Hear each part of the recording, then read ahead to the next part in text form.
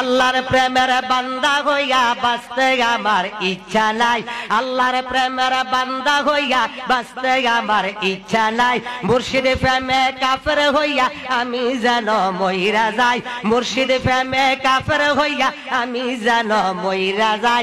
থানায় কাবার খাদেম হইতে মন চায় না যে এই জগতে, কেবলা দানার পায়খানাতে আমি যেন ডিউটি পাই, আমি যেন ডিউটি পাই।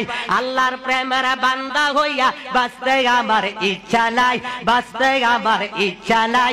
মুর্শিদ প্রেমে কাফের হইয়া আমি যেন মইরা যাই, আমি যেন মইরা যাই। ভাই অকল শুনতে পারছেন, বন্ডামিরও একটা সীমা আছে। এই বন্ড কিতা গজল গার যে আল্লাহর প্রেমে পাগল হইয়া, আল্লাহর প্রেমের বান্দা হইয়া হে দুনিয়ার মধ্যে বাঁচতে চায় না, হে বাঁচতে চায় কিতা হইয়া মুর্শিদ প্রেমের, মুর্শিদর প্রেমে হইয়া। শালার মানুষ কি ধরনের ইমান লইয়া গড়ি তোলা, এইটা একটা ইমান হইল নি ভাই অকল, এইটা মুশরিক হই দিব গিয়া। কারণ হে বেটা ওখানুসার যে হে আল্লাহর মানে বন্ধা হইয়া, প্রেমের বন্ধা হইয়া হে দুনিয়াতে রইতো চার না।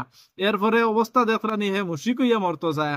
মানে একটা মানে কি অবস্থার মানে মুশরিকি একটা বাক্য এই ধরনের গজল গার, আর এটা মানুষের লইয়া লগে হইয়া বইয়া কল্লা দাঁড়াইতরা। মানে একটা মানে বন্ডামির একটা সীমা থাকার দরকার। ইমান তো নাই নাই, আর মানুষেরও লগে ইমান যাবা নিল। আর এই ধরনের গজল আর গান শুনিয়া, এটা তো গজলও খাওয়া যায় না ভাই, এটা তো একটা গান গার মাইকর মধ্যে উঠিয়া হে মুশরিক হইয়া বাঁচত চায়। চিন্তা করতে ফাতরানি কোন ধরনের মানে গান গার হে।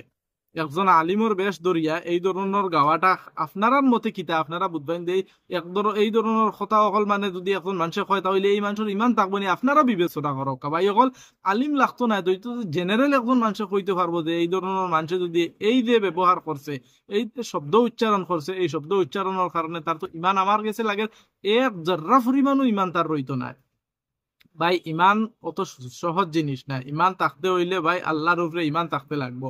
এবারটা স্যার তার মুর্শিদ ফায়খানার অনো হে ডিউটি পাইতো, চিন্তা করতে ফাতরানি। হে কাবার মানে ডিউটি স্যার না, হে স্যার মুর্শিদর ফায়খানার ডিউটি। চিন্তা করতে ফাতরানি মানে কতটুক গান্দা সুচ হইলে এই ধরনের বন্ডামি সুচ মাথার মধ্যে আয়। আল্লাহ তাআলা এই ধরনের বন্ড হল থেকে আমরা সারারে হেফাজত করতাম। আর এই ধরনের বন্ড যেগুলো আছে কিন্তু আল্লাহ তাআলা বুঝার তৌফিক দান করতাম। ওইটা মাজারের মধ্যে যে বন্ডামি করেন, আর এই বন্ডামি করতে করতে করতে করতে ইতার ইমান এতটুকু গেছে যে ইমানের কোনো রাই পরিমাণ অংশ ইতার দিলর মধ্যে নাই। যদি এক রাই পরিমাণ ইমানের অংশ তার দিলর মধ্যে থাকতো তাহলে এই ধরনের শব্দ হে উচ্চারণ করলো না অনেক।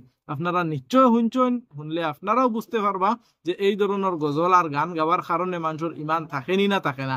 একজন আলিমর দরকার নাই ভাই, জেনারেল একজন মানুষে বুঝতে পারবো যে এইটা কিতা শব্দ ব্যবহার করছে এই ব্যক্তি। তো আপনারা যদি ভিডিওটা ভালো লাগে একটা শেয়ার করিয়া দিবা। আর এই ধরনের মানে মানুষ থেকে আমরা আল্লাহ তাআলা হেফাজত রাখতাম।